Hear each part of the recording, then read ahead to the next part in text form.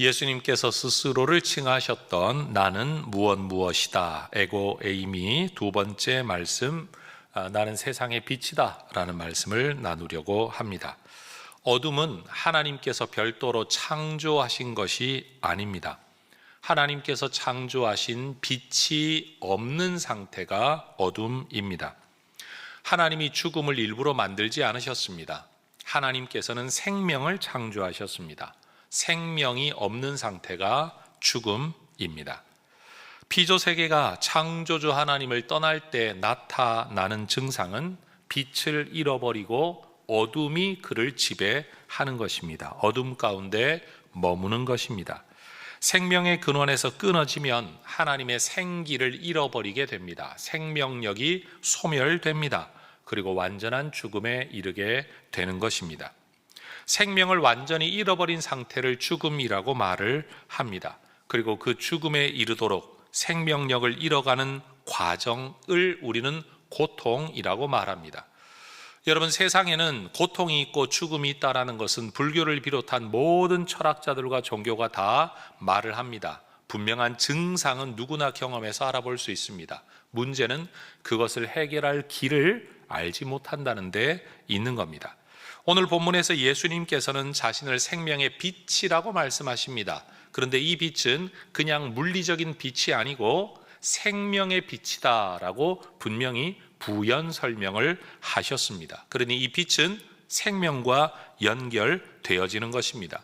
예수님의 말씀은 어느 날 갑자기 아무런 배경 없이 툭 던져진, 뜬금없이 던져진 말씀이 아닙니다. 항상 배경을 가지고 있습니다. 특별히 초막절이라는 유대인의 절기와 연결되어져 있습니다. 예수님께서 나는 빛이다 라고 말씀하셨던 이 요한복음 8장의 이야기, 앞에 있는 7장과 뒤에 나오는 9장, 7, 8, 9장 이 세 장의 이야기가 바로 이 초막절이라는 유대인의 절기 배경 속에서 이루어진 일을 기록하고 있기 때문에 우리는 이 말씀도 이 절기와 연결지어야 할 겁니다.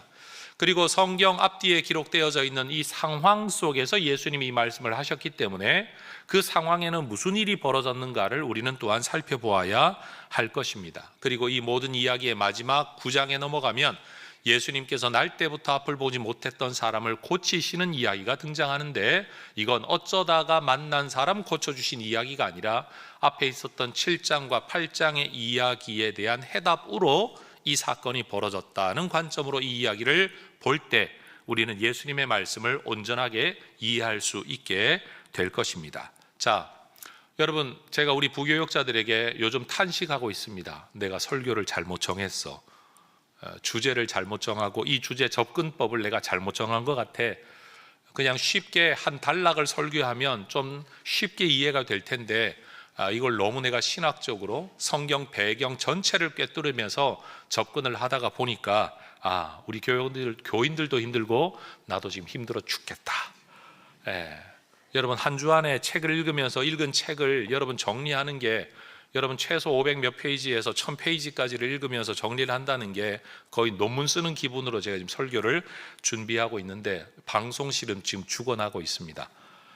평상시에도 성경 구절 인용이 많은데, 이유는 제가 하는 문장 하나하나가 그냥 내 생각에서 나온 말이 아니라 이러한 성경에 근거하고 있습니다라는 걸 여러분에게 알려드리기 위해 제가 말은 하지만 그 근거되는 성경 구절을 항상 화면에 띄우는데 평상시에 한 20여 개 되는데 오늘은 A4 용지로 4페이지입니다.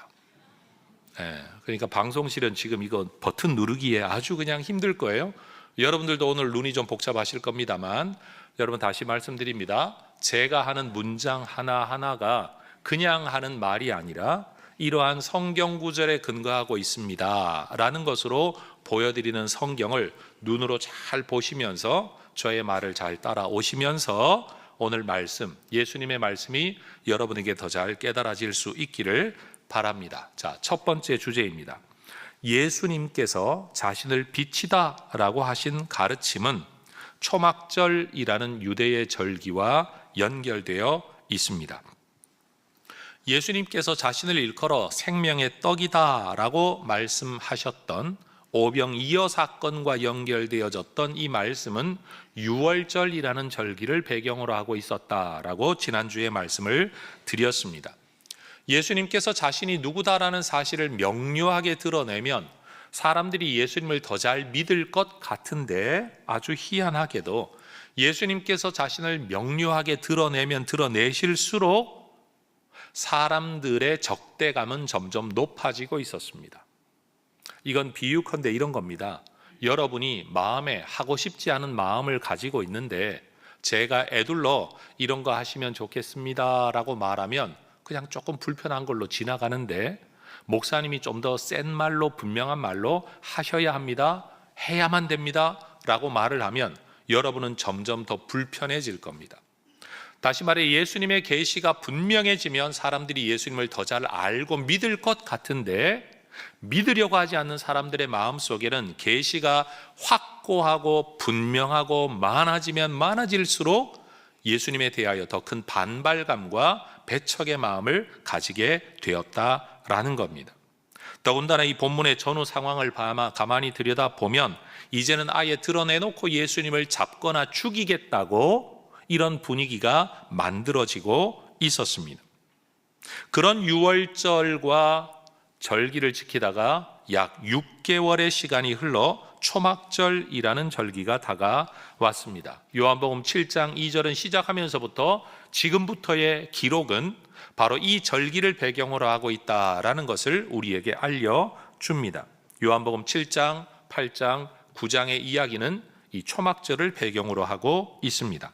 대부분의 유대 절기는 이스라엘 역사 안에서 하나님께서 이루셨던 특별한 사건을 기념한다라는 의미에서 종교적인 달력, 종교력으로서의 의미를 가지고 있습니다. 근데 또한 그것은 그들이 먹고 살아가는 현상적인 삶, 특별히 농경 문화 안에서 농사의 달력, 농사력의 달력과 함께 겹쳐 있는 것이 유대인의 절기입니다. 여러분, 초막절은 이스라엘 백성들이 출애굽 이후의 광야 생활, 이때 광야 생활 한번 생각해 보십시오. 그들은 하나님의 인도를 받아 광야에 갔습니다. 광야는 사람이 사는 장소가 아닙니다. 버려진 벌판입니다. 더군다나 그들은 정주 생활을 하지 않았습니다. 주거 공간이 정해져 있지 않았다라는 겁니다. 그러니 농사를 지을 수가 없습니다. 먹고 사는 문제가 해결될 수 없습니다. 텐트 치고 살았습니다. 빈 들판에서 텐트는 내 삶의 안녕을 지켜줄 만한 안락하고 안전한 거주 장소가 아닙니다. 농사도 짓지 못합니다. 그리고 언제 이동을 해야 될지 내가 계획하지를 못합니다. 항상 짐보따리 싸놓고 하루하루를 지내야만 합니다. 불구름 기둥이 떠오르기만 하면 그들은 바로 텐트를 접어 이동을 해야만 했던 겁니다. 여러분, 만약 우리가 이런 생활을 한다고 생각해 보십시오. 얼마나 삶이 불안정하겠습니까? 근데 중요한 것은 그 당시는 그렇게 불안정한 하루하루를 살았는데 후대 역사 보니까 여러분, 하나님의 인도하심이었고 하나님의 보호하심이 있었던 겁니다. 살 수 없다고 여겨진 이 삶을 하나님의 은혜 안에 살아내었다라는 거죠.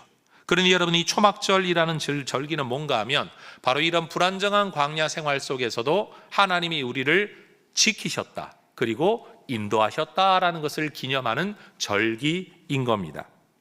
또 초막절은 하나님께서 불기둥으로 그들을 이끌어 주셨다는 사건과 함께 시내 산에 여러분 불타오르는 것과 같은 영광의 빛 가운데 하나님 임재하시고 모세가 율법, 하나님의 말씀의 빛을 받았다, 표면적인 빛과 함께 말씀의 빛을 받았던 것을 기념하는 절기이기도 합니다. 또 초막절은 농사적으로 볼 때 여러분 오늘날 9월과 10월 이 사이 어간에 지켜지는 절기인데 여러분, 이때는 이스라엘의 지리적, 기후적 특성이 비가 오지 않는 때라고 합니다. 가뭄의 때인 거죠. 이때 하나님께서 마지막 농사와 추수와 그리고 이어지는 내년 농사를 위해 물과 비를 기원하는 그 기우제와 같은 의미를 가지고 있는 예식이 바로 초막절이었다라는 겁니다. 그래서 하나님께서는 앞으로 이어질 세대가 이 일을 기념하게 하기 위해서 이스라엘 백성들에게 집을 떠나 7일 동안 이 초막을 짓고 거주하도록 명령하십니다. 그래서 지금도 이스라엘 사람들은 여러분 베란다가 있는 집을 선호한다고 합니다. 왜냐하면 초막절 절기가 되면 그 베란다에라도 임시 천막을 치고 머물고 생활하는 게 종교적으로는 그들에게 열정 있는 사람들의 모습이기 때문이에요. 그래서 베란다가 없는 사람들은 주차장에다가 초막을 치기도 하고, 특별히 더 열심 있는 사람들은 성전 마당에다가 초막을 치면서 생활을 한다라는 거죠. 자, 두 번째 주제입니다. 예수님께서 나는 빛이다 라고 말씀하신 이 내용은 군중들의 그리스도 논쟁과 관계가 되어 있습니다. 자, 무슨 설명인지 한번 들어보십시오. 여러분, 율법을 지키려고 예루살렘에 모여들어 7일 동안 텐트를 치고 살아가는 일종의 집단 캠핑 상황을 여러분 한번 생각해 보시기 바랍니다. 오늘날처럼 놀이기구라든지 아니면 많은 먹거리가 다양하게 있지 않은 상태에서 많은 사람들이 함께 모여 있으면서 공식적인 예식이나 제사 외의 시간에 그들이 무엇을 했을까요? 아마 보나마나 주로 대화했을 겁니다. 대화, 토론입니다. 여러분, 요한복음 7장의 상황을 보면 이때 이 초막절이라는 절기를 지키려고 예루살렘과 성전에 모여든 유대인들의 주된 관심사, 주된 대화 주제는 뭔가 하면 예수님에 대한 것이었습니다. 따라하십시다. 수군거림이 많아.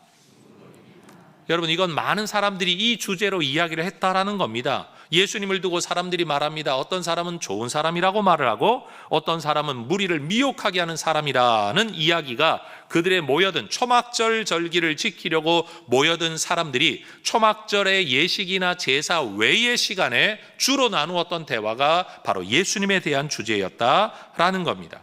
사람들은 함께 모여 그들 나름의 근거와 확신을 가지고 예수님은 그리스도이다, 아니다, 메시아이다, 아니다 라고 토론을 하면서도 이 예수님에 대한 권력자들의 태도가 긍정적이거나 우호적이지 않다는 것 때문에 몰래 조심스럽게 이런 대화를 나누고 있었다라고 성경은 이야기를 합니다. 여러분, 대부분의 유대인들은 예수님이 메시아일 수 없다라는 근거를 3가지 정도로 대화했다고 요한복음 7장이 기록하고 있습니다. 여러분, 7장에 보면 많은 사람들이 이런저런 대화를 하고 있고 예수님도 거기에 대화에 참여하시는데 그들은 예수님이 메시아, 그리스도일 수 없는 이유를 3가지로 설명했다는 겁니다. 첫 번째는 메시아의 기원에 관한 문제입니다. 유대 사상에서는 메시아는 그 출생의 배경이나 기원을 알 수 없도록 이 땅에 온다는 것이 정설이었습니다. 메시아의 기원을 알 수 없다라는 것은 인간적 기원이 아니라 신적 기원이다, 하늘로부터 온다, 하나님 편에서 온다, 초월자로 온다는 의미를 가지고 있는 거예요. 그런데 그들 입장에서는 예수의 부모와 형제도 다 알고 있는데 어떻게 우리가 기원을 알지 못하는 사람, 하늘로부터 온 사람이라고 생각할 수 있냐? 그러니 예수는 메시아일 수 없다 라고 요한복음 7장 27절에서 그들은 단정지어 이야기를 하는 겁니다. 두 번째, 메시아의 족보와 출생지에 관한 문제 때문입니다. 유대 사상에서는 메시아는 다윗의 자손이어야 된다라는 계보, 그리고 베들레헴에서 태어나야 된다라는 출생지, 이것이 성경적 예언이라고 그들은 믿고 있었습니다. 그런데 그들이 알기에 예수는 나사렛 출신입니다. 그리고 유대 이 다윗의 자손이라는 사실을 사람들이 제대로 알고 있지를 못했습니다. 그래서 그들은 예수가 메시아일 수 없다고 단정 지은 겁니다. 세 번째, 메시아의 능력과 표적의 문제 때문입니다. 유대 사상에서는 메시아는 종말에 이루어질 또 다른 출애굽의 사건, 마치 옛 지도자 모세, 옛 구원자 모세가 출애굽의 역사를 일으키면서 수많은 기적을 일으켰던 것처럼 새로 오는 그 선지자, 모세와 같은 그 선지자로 올 메시아는 또 다른 출애굽을 이루면서 또 다른 기적을 행할 뿐이다라는 것을 그들이 믿고 있었다는 사실이에요. 그래서 유대인들은 틈만 나면 예수님께 나와 우리에게 표적을 보여달라, 믿을 만한 근거를 제시해달라라고 말하는데 이 표적은 무엇을 위한 표적인가? 당신이 그리스도인지 아닌지 우리가 알고 믿을 수 있는 표적을 달라라는 것이었다는 것이에요. 그래서 사람들은 예수님에 대하여 아직도 분명한 믿음을 가지고 있지 못했다라는 거죠. 여러분, 예수님에 대한 사람들의 이러한 대화와 토론은 심지어 쟁론이 되었다라고 성경이 기록합니다. 쟁론이 뭡니까? 말로 싸우는 게 쟁론입니다.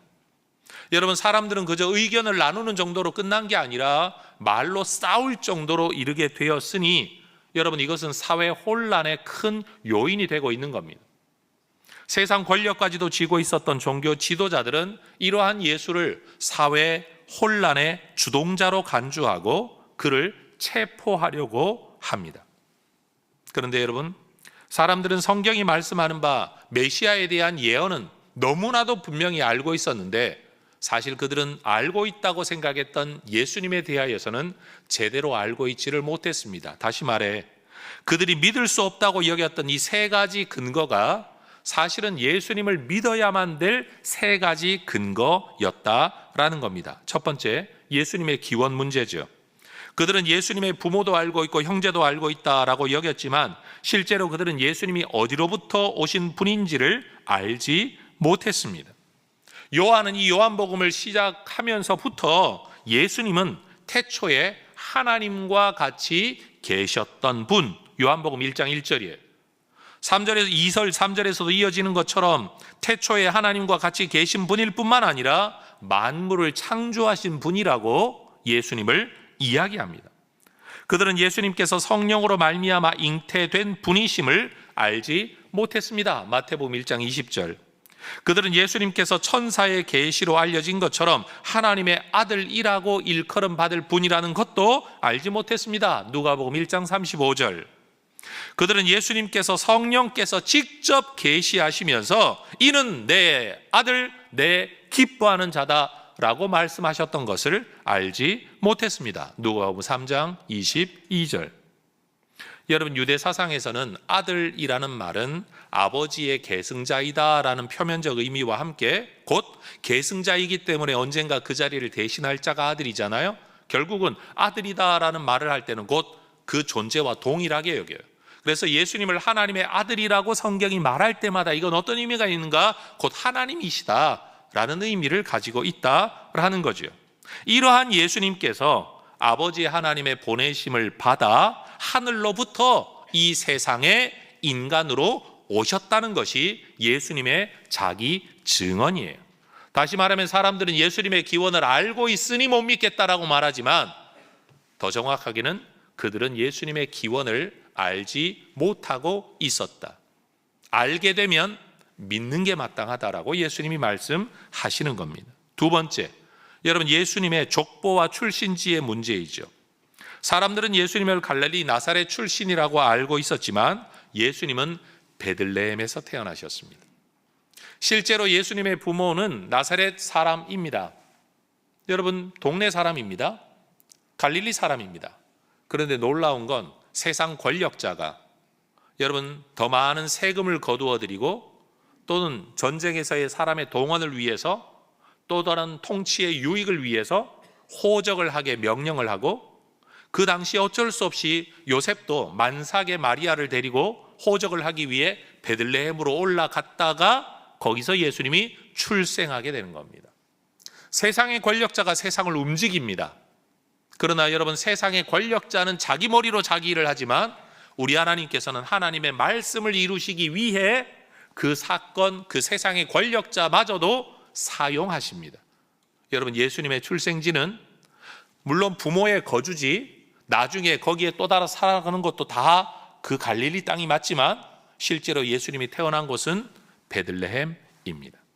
그리고 예수님의 족보를 따져보면 마태복음 1장 1절부터 시작하는, 여러분 우리가 볼 때는 이게 왜 필요해? 라고 여겨지는 그 모든 족보가 왜 기록되어져 있는가 하면 다윗의 자손이신 예수에 대한 족보, 다시 말해 예수가 메시아이다라는 사실을 우리에게 알려주기 위해 다윗의 후손으로 베들레헴에서 태어나신 예수님을 알려주기 위해 이 족보를 기록하고 있다라는 겁니다. 세 번째, 능력과 표적의 문제죠. 예수님의 표적에 대해서는 굳이 다른 말을 하지 않더라도 이것을 지켜보아왔던 일반인들, 여러분 일반 유대 백성들이 예수님에 대하여 더 명확한 말을 하고 있습니다. 요한복음 7장 31절에서 사람들이 하는 말이 뭡니까? 그리스도가 온다고 할지라도 이 사람보다 더 많은 표적을 행하겠냐? 그가 그리스도인지 아닌지는 알지 못하지만 그리스도가 온다고 하더라도 이 사람보다 더 많은 표적을 행하겠냐? 다시 말해 표적 때문에 그리스도라고 알아본다고 한다면 이 사람이야말로 그리스도가 아니겠냐? 라는 사실입니다. 그러니 여러분, 초막절과 연결되어져 있는 예수님의 이 이야기는 요한복음 7장의 논쟁 속에서 사람들의 이야기도 예수님의 자기 계시와 연결되어져 있다라는 겁니다. 자, 이제 세 번째 주제입니다. 예수님이 빛이다 라고 말씀하신 내용은 출애굽 광야 사건에서 반석이 깨어져 물이 나왔던 사건과도 연결되어져 있습니다.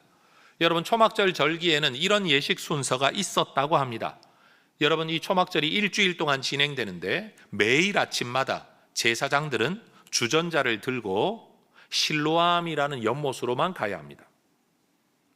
예루살렘 성 안에서 물을 구할 수 있는 곳은 그곳밖에 없었습니다. 실로암 못으로 갑니다. 그리고 주전자로 물을 떠 돌아와 이것을 제단에 붓는 예식. 여러분, 전 세계 어디든지 제사에는 헌주라는 순서가 있습니다. 술을 붓는 것, 특별한 액체를 따라서 예배의 순서로 삼는 전통이 있습니다. 지금은 술을 붓는 것이 아니기 때문에 물을 붓는 것이니까 헌수라고 말할 수 있겠죠? 똑같은 예식입니다. 여러분, 전 세계 어디든지 우리나라의 전통적인 제사 안에서도 여러분 술을 따르어 여러분 조상을 섬긴다라는 예식이 다 있다라는 겁니다. 그런데 이 절기의 예식을 지킬 때 제사장이 혼자 떨레떨레 가서 물을 따오는 게 아니라 여러분 이건 공식적인 행사예요. 제사장이 여러분 물 주전자를 들고 출발할 때부터 초막절을 지키기 위해 모여든 사람들은 행렬을 지어 그 뒤를 따르는 겁니다.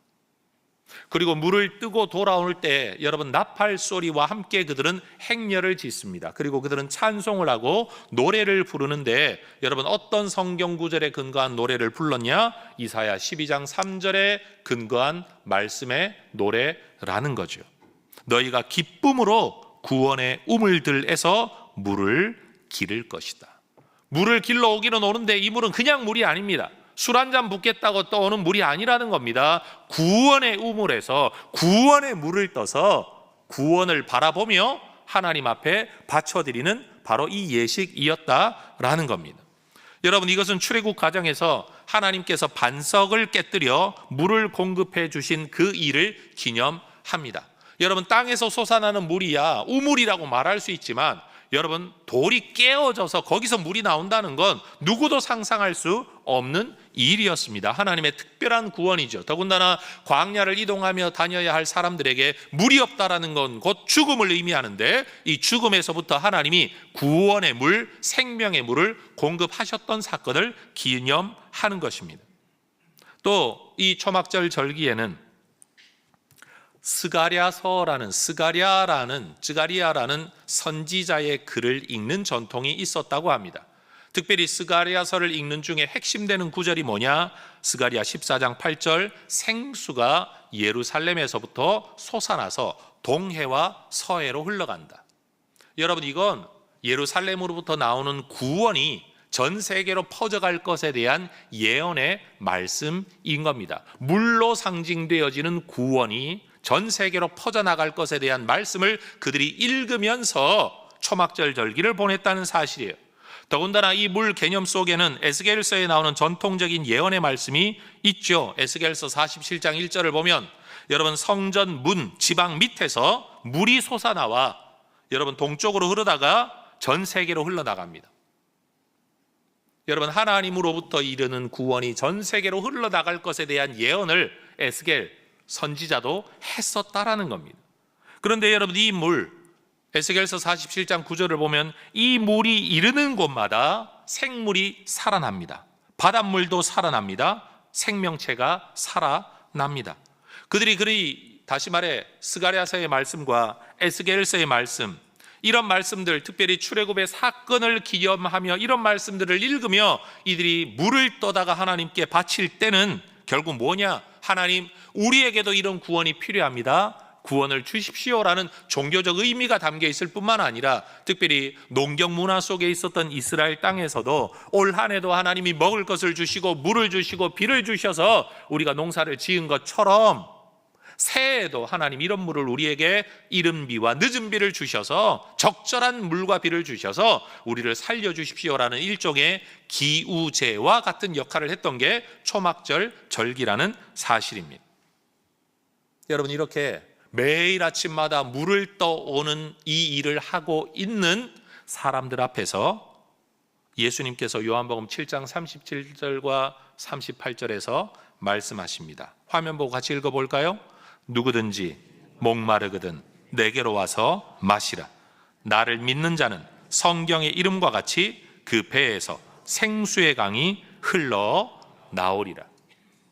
여러분, 이 말씀만 읽어도 주님이 우리의 생명의 물이라고 우리가 믿을 수 있지만, 여러분, 예수님이 이 말씀을 하시는 상황이 언제냐, 그 배경이 어떻게 되냐, 지금 사람들이 무슨 일을 하고 있을 때 예수님이 지금 이 말씀을 하셨냐라는 것을 생각을 해보면 더 분명해지죠.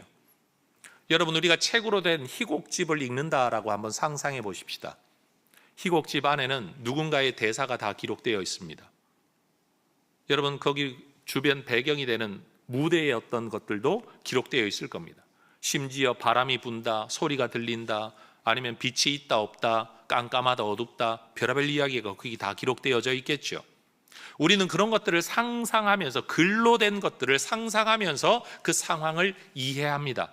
근데 여러분, 누군가가, 엄청난 연출가가 대단한 연기자들을 통해 여러분 굉장한 세트 안에서 또는 무대 장치 안에서 그 일을 실현해낸다고 한번 생각해 보십시오. 상상만 했던 것들이 실제 눈앞에 이루어지는 것을 볼 때 여러분, 우리의 감동은 더 극대화되어지죠. 심지어 이걸 실제로 못하니까 요즘은요, 여러분, 컴퓨터 그래픽 기술로 여러분 정말로 사실인 것처럼 보여주는 걸 볼 때 우리는 그래서 영화에 더 감격하는 겁니다. 근데 우리 예수님은 여러분, 제가 볼 때 뛰어난 연출자이세요. 말씀을 가르쳐도 아무 때나 아무 말씀이나 툭툭 던지는 게 아니라 여러분, 어떤 시간적 상황 안에서, 어떤 공간적 상황 안에서 여러분, 사람들이 무슨 일을 주로 하고 있으며 어떤 일을 하고 있는 바로 그 상황에서 주님이 말씀을 하시는 거예요. 더군다나 사도 바울은 예수님을 일컬어 출애굽 광야 기간에 반석이 깨어져 물이 나와 그 물이 세상을 살렸는데 이 반석이 무엇이냐? 이건 돌멩이 덩어리가 아니라 예수님이 바로 그 반석이시다 라고 말합니다. 아마 이러면 사람들이 질문할 겁니다. 아니, 사람이 어떻게 반석이 됩니까? 아니, 기원 후를 살고 계신 예수님이 기원전 1440년 어간에 있었던 그때 어떻게 예수님이 그때 계셨단 말입니까? 라고 말하지만, 여러분, 광야 이스라엘 백성들을 먹여 살렸던, 여러분, 물을 공급했던 하나님의 역사도 결국은 예수님으로부터 나온 것이다. 왜요? 예수님은 하나님의 아들 곧 하나님이시니까. 이게 사도 바울의 해석이에요. 여러분, 사람들은 구세주이신 예수님을 치고 쪼갤 겁니다.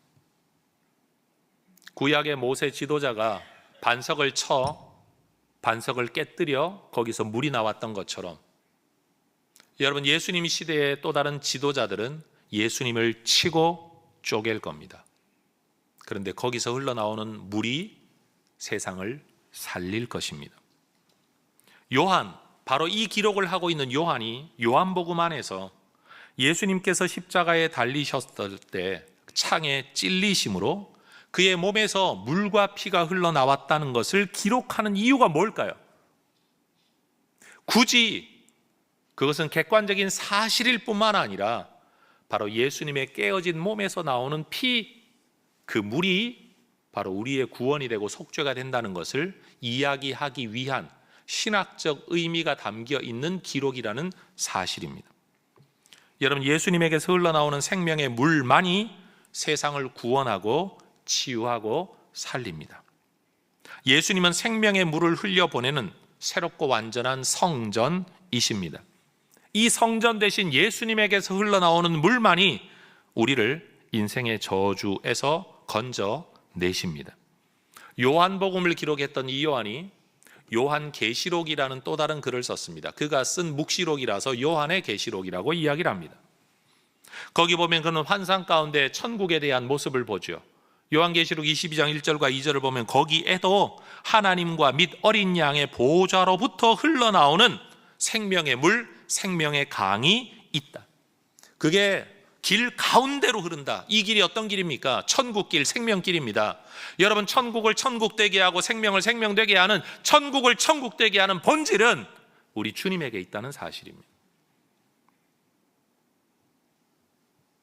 그런데 여러분, 한 걸음 더 나아가 요한복음 7장 39절을 보면 요한은 예수님에게서 흘러나오는 이 물은 성령이다 라고 이야기합니다.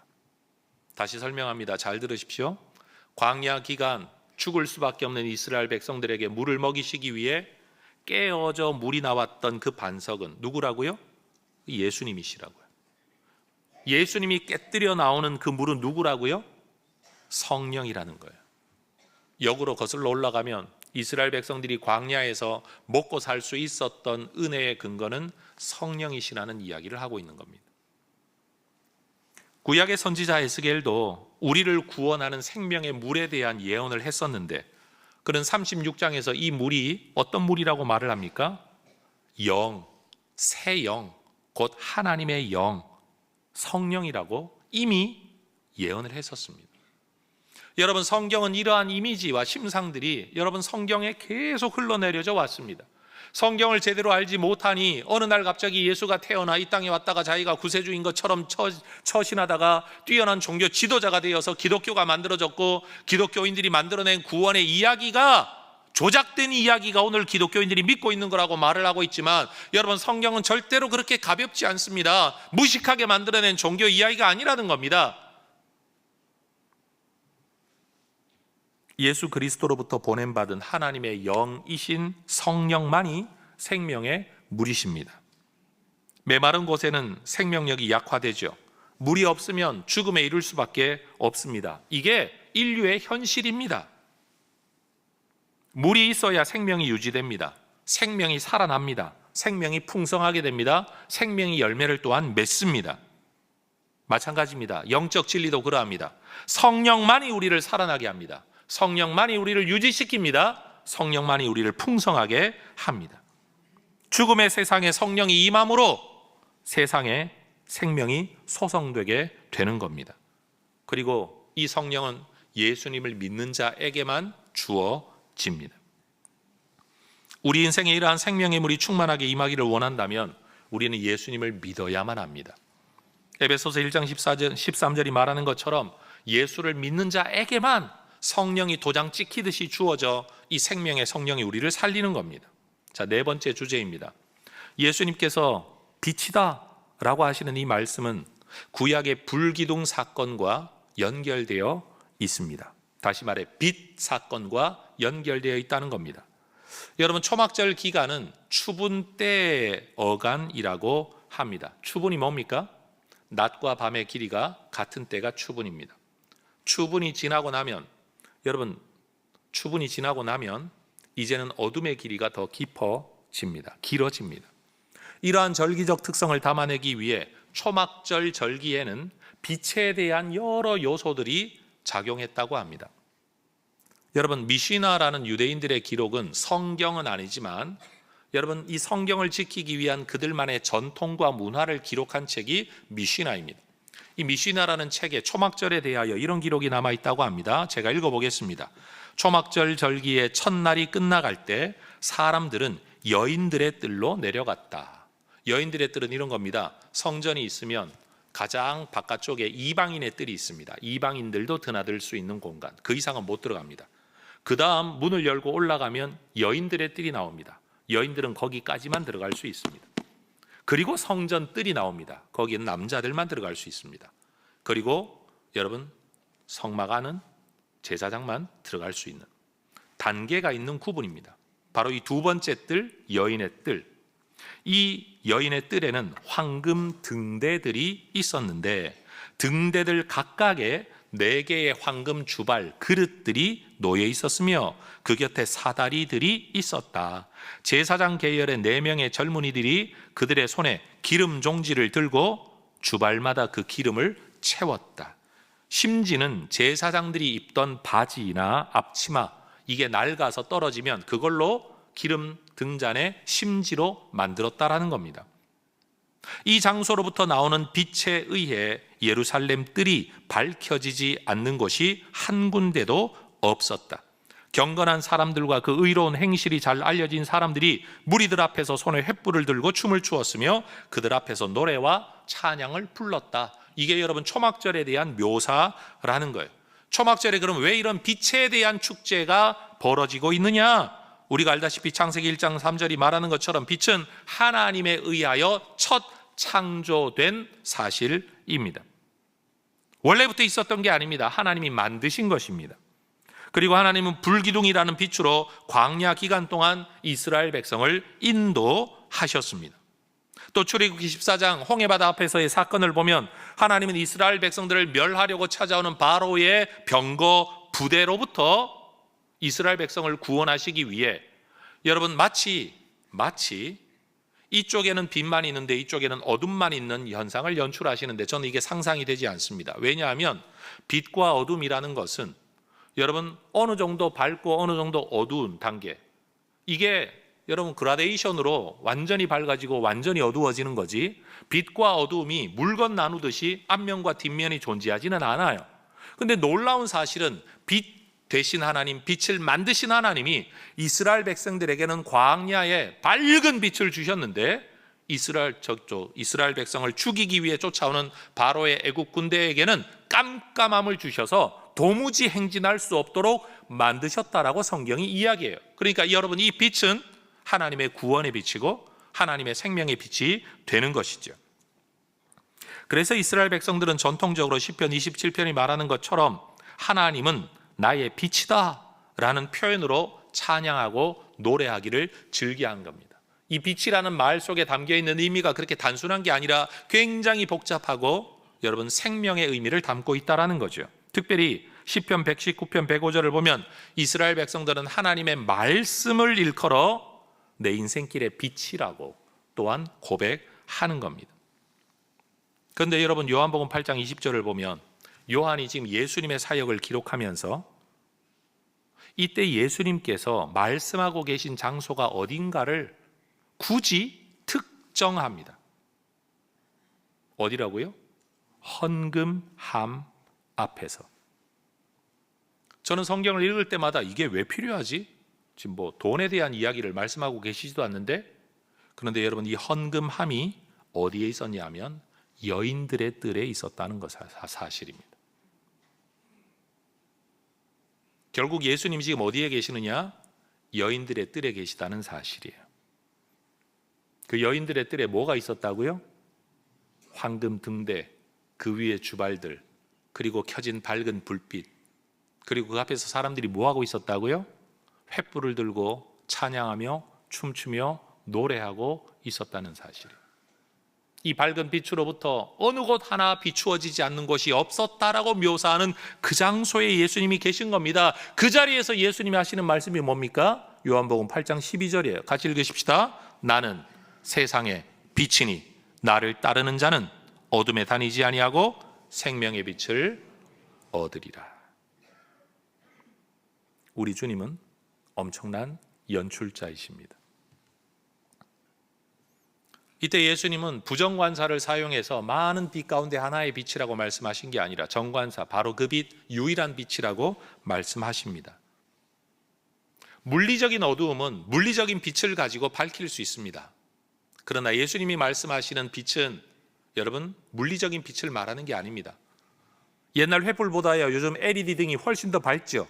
그거 말하는 게 아닙니다. 우리 주님은 바로 생명의 빛, 영적인 빛을 말씀하고 계신 겁니다.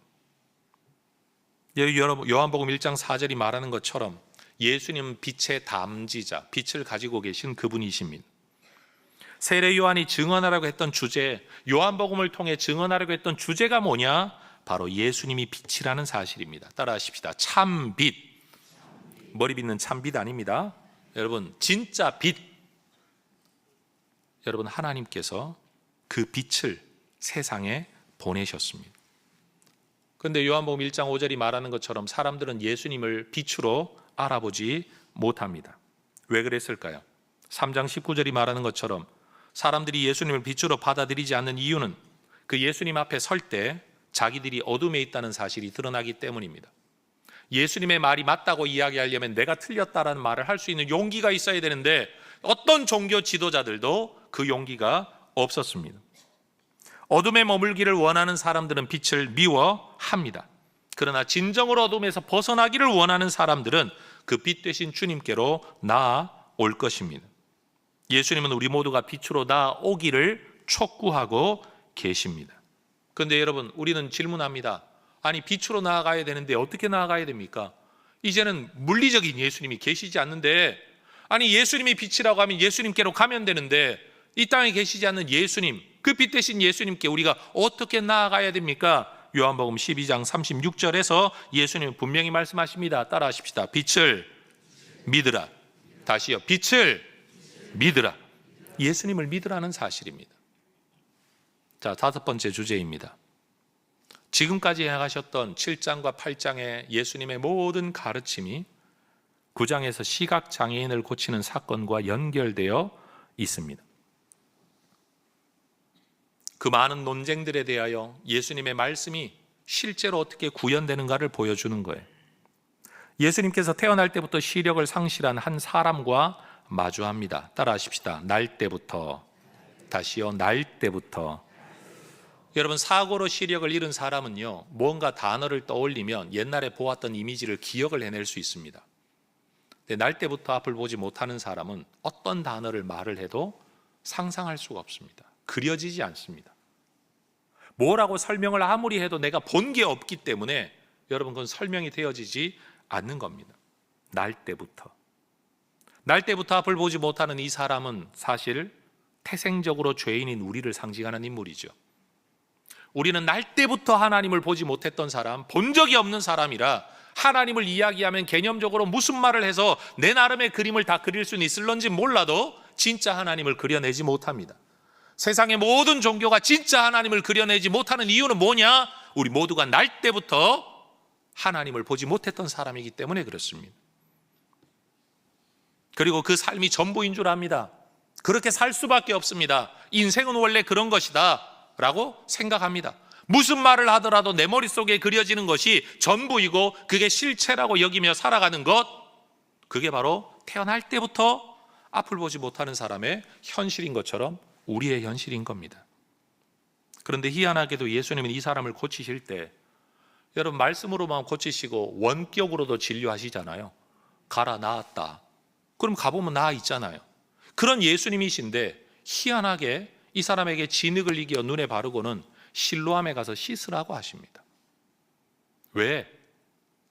여러분, 이 실로암으로 보냈다는 이 이야기는 초막절의 이야기를 미리 이야기하지 않으면 전혀 설명이 되지 않습니다.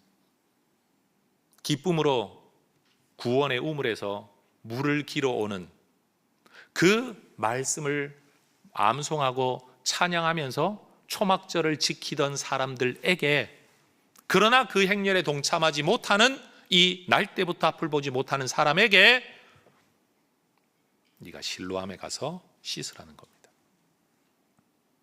구원의 우물에 가서 씻으라는 겁니다. 그게 바로 실로암으로 보낸 이유인 겁니다. 여러분, 요한복음 9장 7절은 말합니다. 이 사람은 하늘로부터 보냄받으신 예수님에 의하여 또 한 번 보냄을 받고 그 예수님께 순종하는 가운데 빛을 찾았습니다. 따라하십시다. 씻고 밝은 눈으로. 다시요. 씻고 밝은 눈으로. 여기에 7장에서 말씀하셨던 씻고 물, 8장에서 말씀하셨던 빛의 이미지가 이 한 사람의 사건 안에 다 담겨 있습니다.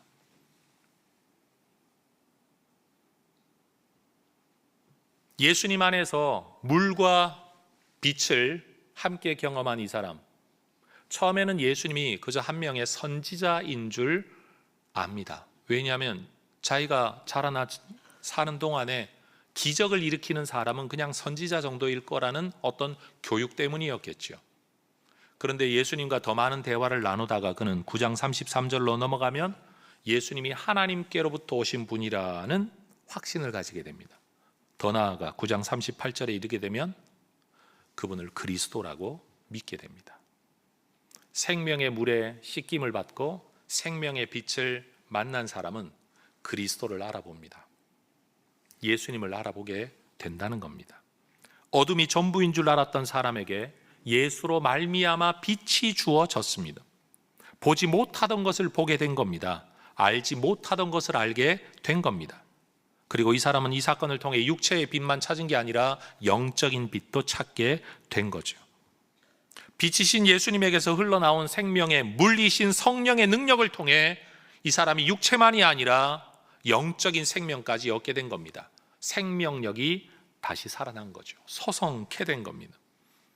여러분, 빛이 볼 수 없는 사람에게 빛을 보게 하시는 분이 예수님입니다. 그런데 여러분, 성경의 빛을 받았다라고 스스로 생각하는 사람들, 모든 것을 알고 있다, 모든 것을 보고 있다고 생각하는 사람들, 그러나 정작 빛이신 예수님을 받아들이지 않은 사람들, 종교 지도자들을 말하는 겁니다. 생명의 물이신 성령을 받지 못한 사람들은 빛이신 예수님을 보면서도 빛인 줄도 모르고 메시아인 줄도 모르고 받아들이기보다는 오히려 죽이려고 하는 태도로 반응합니다. 물에 씻김 받지 못한 사람, 빛을 보지 못한 사람들의 특징입니다. 여러분, 빛은 모든 것들을 밝히 드러내어 알게 하는 역할을 합니다. 이 설교를 준비하다가 어제 제가 이런 구상까지는 했어요. 설교하다가 갑자기 모든 LED와 불을 다 꺼버리고 깜깜한 데 있다가 제가 빛이 있으라, 그럼 조명 담당자가 갑자기 팍 불을 켜면 우리는 어둠과 빛을 극단적으로 경험하게 되면 어떨까? 물론 안 할 거니까 걱정하지 마십시오. 빛이 있어야 사물이 인식이 됩니다. 빛이 없으면 인식 불가능합니다. 빛이 있어야 깨달을 수 있습니다. 빛이 없으면 깨닫지 못합니다. 예수님을 믿지 않으면서 성경을 아무리 보아도 하나님의 뜻이 보이지 않습니다, 여러분. 성경을 읽다가 하나님의 빛이 임해야 깨달아지고 보여지지, 성경을 읽는다는 것만으로 하나님이 보이지 않고 예수님 보이지 않습니다. 종교적인 열망이나 신비한 체험이 절대 빛이 아닙니다. 예수님만이 빛입니다. 빛이신 예수님을 믿고 받아들일 때 하나님의 일하심이 보입니다. 여러분, 예전에는 나는 왜 이렇게 태어났나? 심지어 제자들이 질문하죠. 이 사람이 이렇게 태어난 건 누구 때문입니까? 누구 죄 때문입니까? 라고 질문을 했을 때 여러분, 주님은 제자들의 관점과는 완전히 다른 차원의 말씀을 하십니다. 저에게, 저를 통해 하나님의 하시는 일을 나타내려고. 여러분, 빛이 비추지 않으면 내 인생이 왜곡된 해석을 가지게 됩니다. 잘못된 관점을 가지게 됩니다. 성도 여러분, 우리의 삶을 한번 돌아보십시다. 우리가 가지고 있는 내 삶에 대한 내 관점은 하나님의 빛, 성령의 감동, 씻음받은 관점으로 바라보는 것인지 아니면 세상의 관점으로 여전히 보고 있는 것인지를 생각해 봐야 됩니다. 분명 여러분 예수를 믿으실 겁니다. 근데 예수는 믿는데 예수는 예수고 예수의 빛이, 성령의 물이 내 눈을 밝혔냐? 그 관점으로 내 인생을 보고 있냐? 지금 내 삶은 내가 볼 때는 길이 보이지 않는데, 암담한데, 답답한데 이 길 안에 하나님의 뜻이 있다는 사실을. 누군가는 그런 말을 하더라고요. 천국 가면 세상 살면서 서로 얼마나 어려웠는가를 서로 하소연할 거라고 이야기하는데, 여러분, 저는 절대 천국이 그러지 않을 거라고 생각합니다. 천국 가면 전 이럴 것 같아요. 몰랐는데 하나님이 이러셨어, 그게 그런 이유였어 라고 모두가 찬양하게 될 거라고 믿습니다. 지금은 내가 탄식하고 눈물을 흘리고 여러분 너무 죽겠다고 아우성치는 이 모든 일들이 여러분 언젠가 밝은 빛이 임하게 될 때, 그리고 그 빛이 완전히 임한 천국에 들어가게 될 때는 하나님의 연출로 보여지게 될 줄로 믿습니다. 이 빛이 저와 여러분에게도 임하게 되기를 주의 이름으로 축원합니다. 여러분 예수를 믿는다고 말할 때 그냥 예수님을 믿어요, 구원받겠어요, 구원은 받기를 원해요 라고만 할 게 아니라 그분이 빛이라는 사실, 그분이 내게로 와서 마시라고 했던 그 물일 대신 성령을 여러분 우리가 충만하게 누리게 될 때 비로소 우리는 완전히 다른 삶을 살아가게 될 거라는 것을 이 9장의 사람이 우리에게 보여주고 있다라는 거예요. 여러분 예수님은 온 세상을 비추는 빛이십니다. 그 빛 앞에 서면 우리는 예수님을 알게 되죠. 예수님이 말씀하고 있는데 사람들은 못 알아들어요. 왜? 빛을 모르니까요. 요한복음 8장 23절이 말하는 것처럼 예수님은 분명한 실체를 보여주죠. 예수님은 위로부터 왔고 우린 아래서부터 왔고, 여러분 우리는 이 세상에 속해 있고 그분은 세상에 속해 있지 않는 분이라는 사실을 사람들은 이해가 안 됩니다. 아니 지금 이 땅에 태어나 몫으로 살았던 사람이 세상에 속하지 않았다, 이게 도대체 무슨 말이냐? 빛을 비추임 받지 못한 사람은 이해할 수 없는 말이 되는 거죠. 더 나아가 요한복음 8장 44절을 보면 우린 이전에 단 한 번도 생각지 못했던 우리의 실체를 알게 됩니다. 우리가 우리의 아비였던 마귀로부터 말미암았던 존재라는 사실을, 우리를 속이고 있었던 누군가가 우리를 장악하고 있었다는 사실을, 다시 말해 우리가 속고 살아가고 있었다는 사실을 빛 안에서만, 예수님 안에서만, 말씀 안에서만 볼 수 있다라는 거예요. 암흑의 세상에서는 아무것도 볼 수 없고 알 수도 없습니다. 암흑은 무지를 낳고 불안을 낳습니다. 그러나 예수님의 빛 안에 거하게 되면 여러분 암흑이 아니라 밝음이 되죠. 밝음은 무지가 아니라 알미 됩니다. 몰라서 두려웠던 것 이제는 알게 되니까 평안과 희락을 누리게 됩니다. 예수님 우리에게 말씀하십니다. 요한복음 8장 31절 말씀하는 것처럼, 32절이 말하는 것처럼 너희가 빛을 발견하고 빛으로 나아오면 내 제자가 되고 진리가 너희를 자유롭게 할 것이다. 빛이신 예수님께서 우리에게 자유와 생명을 약속하십니다. 8장 36절 너희가 참으로 자유하리라, 영원히 죽음을 보지 아니하리라. 여러분 빛이신 예수님을 구세주로 믿으시고 여러분 인생의 주인으로 모셔드리기를 주의 이름으로 축원합니다.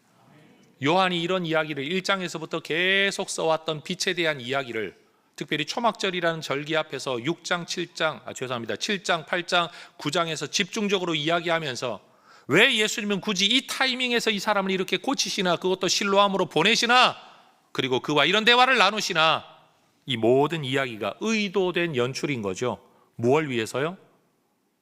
요한은 그의 성경 기록 마지막에 이런 글을 씁니다. 요한복음 20장 31절입니다. 같이 한번 읽어보십시다. 시작. 오직 이것을 기록함은 너희로 예수께서 하나님의 아들 그리스도이심을 믿게 하려 함이요 또 너희로 믿고 그 이름을 힘입어 생명을 얻게 하려 함이니라. 따라하십시다. 믿게 하려, 얻게 하려. 한 번 더. 믿게 하려, 얻게 하려. 뭘 믿어야 됩니까? 예수님께서 하나님의 아들 그리스도이시라는 사실을 믿게 하려고. 뭘 얻게 하려고 하십니까? 그 이름을 힘입어 생명을 얻게 하시려고. 이 일을 위해 예수님께서 우리에게 오셔서 말씀하십니다. 내게로 와서 마셔라. 생명과 구원의 물을. 내게로 나아와라. 내가 빛이다. 여러분 이 주님과 더불어 빛 가운데 살아가는, 목마름 없이 여러분 성령의 충만함으로 살아가는 하나님의 사람들 되시기를 축복합니다. 기도하겠습니다.